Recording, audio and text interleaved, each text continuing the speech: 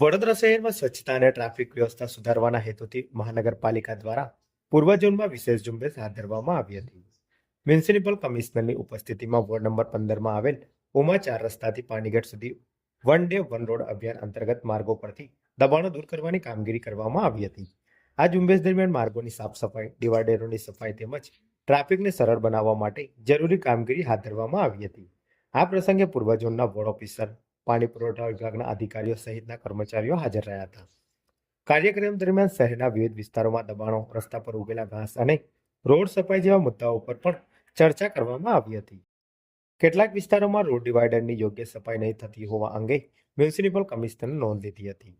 કમિશનરે જણાવ્યું હતું કે તેઓએ વ્યક્તિગત રીતે સ્થળ પર મુલાકાત લઈ સ્થિતિની સમીક્ષા કરી છે અને સફાઈની નિયમિત ચકાસણી કરવા તેમજ તેને સ્વચ્છ અને કાર્યરત રાખવા માટે જરૂરી સૂચનાઓ આપવામાં આવી છે. તેમણે વિશ્વાસ વ્યક્ત કર્યો હતો કે શહેરમાંથી દબાણો વહેલી તકે સંપૂર્ણ દૂર કરવામાં આવશે. સાથે ચેતવણી આપી હતી કે જો કોઈ ફરી દબાણ કરશે તો તંત્ર ફરી કાર્યવાહી કરશે, જેથી નાગરિકોને વધુ સારી સુવિધાઓ મળી રહે. આખા સિટીમાં વન ડે વન રોડનું અમે લગભગ 1 મહિનાથી કરી રહ્યા છીએ. એમાં સાફ સફાઈ, ડિવાઈડર ક્લિનિંગ, ગાર્ડનની ક્લિનિંગ, દબાણની નિકાલ, માર્જિનમાં કોઈ દબાણ હોય તેને પણ માર્ક કરીને ફ્યુચરમાં નિકાલ, આ બધું કામગીરી અત્યારે કરવામાં આવી રહ્યા છે. મૂળ હેતુ આ છે કે સિટીને તમામ રોડ્સને પબ્લિક માટે ફૂટપાથ ચાલવા માટે ઉપયોગી થાય, રોડમાં ગાડીઓ ચાલવા માટે ઉપયોગી થાય અને બિનજરૂરી જે પાર્કિંગ કર્યું છે એના માટે નજીકના કયા પ્લોટ છે ત્યાં પાર્કિંગ માટે થઈ શકે એ આઈડેન્ટિફાઈ કરવી અને વીએમસીની અંદર જે કામગીરી કરી રહ્યા છે એના સાથે સાથે વડોદરાની પબ્લિકને પણ અમે જોડવા માંગીએ છીએ. જોડવાનું શરૂ કરી દીધી છે.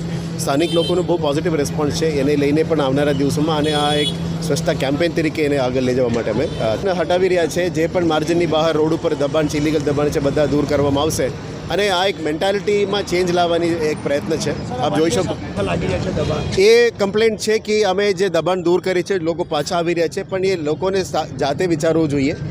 કાયદાની પાલન એમને પણ કરવું જોઈએ. કાયદા બધા માટે એક સરખું છે એટલે કમ્બેશ કરવું પડશે. એક ધીરે ધીરે આ સિસ્ટમ